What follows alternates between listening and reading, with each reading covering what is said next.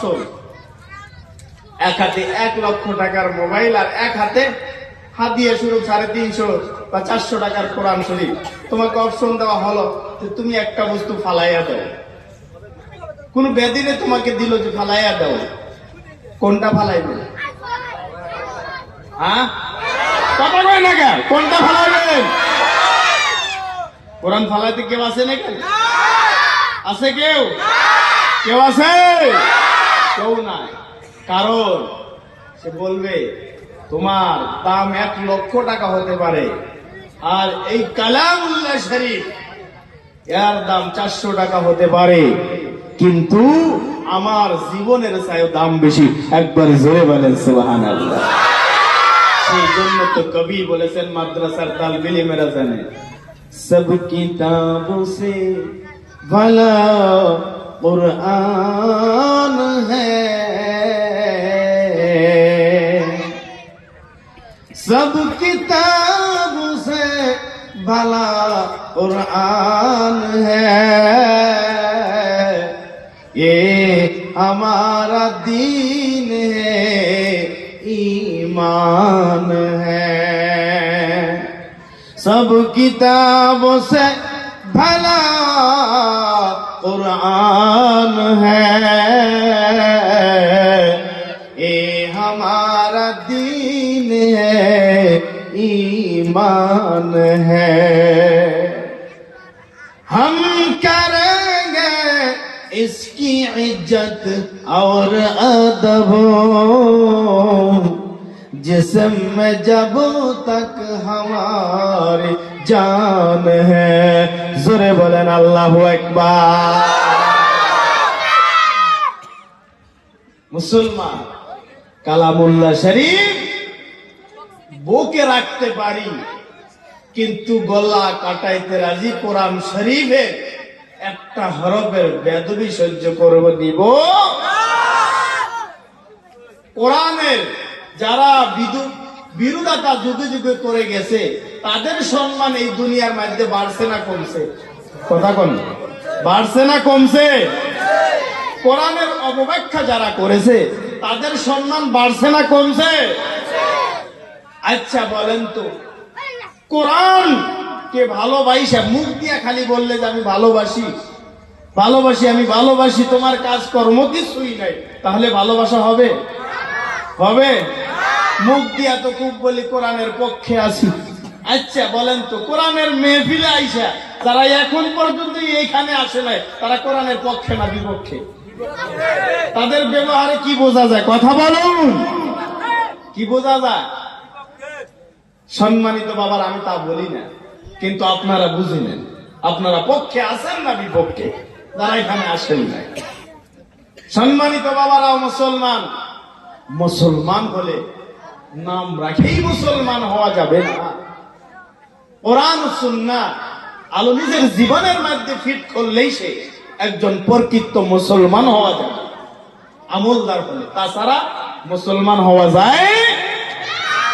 সম্মানিত বাবারাও মুসলমানেরা, যুগে যুগে পৃথিবীর জমিনের মধ্যে যারা কোরআনের সাথে বেদবি করেছে, তাদের সম্মান এই দুনিয়ার মধ্যে শেষ হয়ে গেছে। ভারতবর্ষের জমিনে না, টোটাল পৃথিবীর জমিন আপনি খুঁজে দেখবেন, যারা কোরআনের সাথে বেদবি করছে, তারা একটা টাইম জমিনের মধ্যে মিশে গেছে, তাদের ইজ্জত রয় নাই। কথা বলুন, ঠিক না নাই? আসামের জমিনে অনেক আছে, কামাল সামাল যা আছে, এদেরকে ছোট ছোট বাচ্চারা ইজ্জত করে। কথা বলুন, সম্মান করে। পারলে মোবাইল একটা নোক দিয়া হলে একটা গাল দিয়ে দেয়।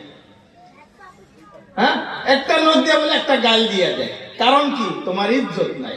কোরআনকে সম্মান জানাইলে এই অঞ্চলের মধ্যে আল্লাহর রহমত বর্ষিত হয়। একবার জোরে বলেন সুবহানাল্লাহ। কোরআনকে যেমনে দেখলে সওয়াব, পড়লে সওয়াব, শুনলেও সওয়াব। কোরআনের কথা খালি বসে বসে শুনবেন, ও সওয়াব। জোরে বলেন সুবহানাল্লাহ। একজন কোরআন তেলাওয়াত করতেছে আর আপনি কান ফালাইয়া ধ্যান দিয়ে শুনবেন, তাও আপনার আমল নামায় সওয়াব লিখে দিবে।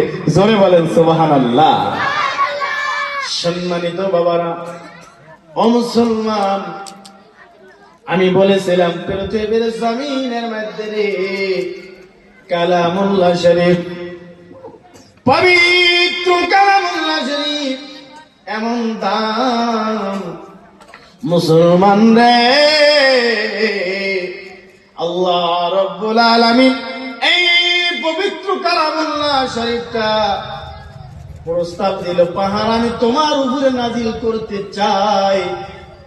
মুসলমান বন্ধুরা, আল্লাহ তাআলা বলেন লাউ আনজালনা হাযাল কুরআন আলা জাবাল, আমার আল্লাহ রব্বুল আলামিন বলে আমি যদি এই কালামুল্লাহ শরীফটা পাহাড়ের উপরে নাজিল করতাম, দুনিয়ার মানুষের আরে লারাইতাহু তোমরা দেখতে পাইতাও খাশিআম মুতাসাদ্দিআম, পাহাড় জমিনের মধ্যে ডেবে যাইতো রে, আর পাহাড় ছিন্ন বিচ্ছিন্ন হয়ে যাইতো, টুকরা টুকরা হয়ে যাইতো। জোরে বলেন আল্লাহু আকবার। এ মুসলমান, কিছু কিছু কিতাবের মধ্যে লিখছেন বর্ষা মাসে নয় শুকনা মাসের মধ্যে পাহাড় থেকে ঝর্ণার মতো পানি পড়ে। মুসলমান বন্ধুরে, যে পাহাড়ের উপরে কোনো পুকুরি নাই, পাহাড়ের উপরে কোনো পানি জমা নাই, এই পাহাড়ের উপর থেকে কেন এত পানি আসে একবার মাথাটা লাগাইয়া দেখো না। পাহাড় থেকে এত পানিগুলো কেমনে ভাবে পড়ে, এই পানি কোথায় থেকে আসে রে মুসলমান, একবার চিন্তা করে দেখো না।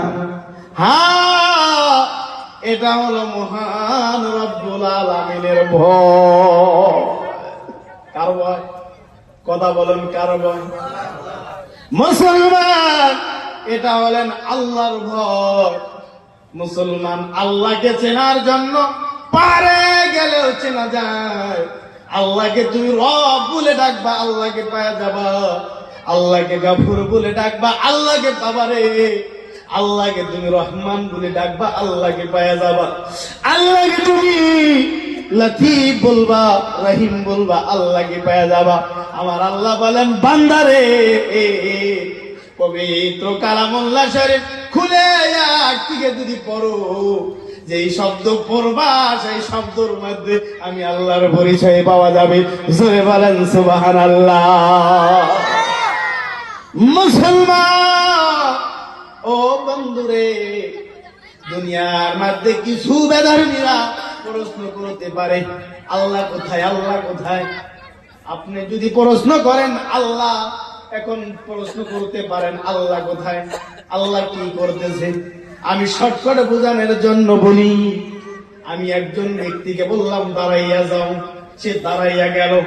বোঝা গেল আমার আল্লাহ এখন এই মুহূর্তে একটা কাম করতেছে। কোন মানুষকে বেইজ্জতি করতেছে, কোন মানুষকে সম্মান দিতেছে, কোন মানুষকে ধনী থেকে গরিব বানাইয়া দিতেছে।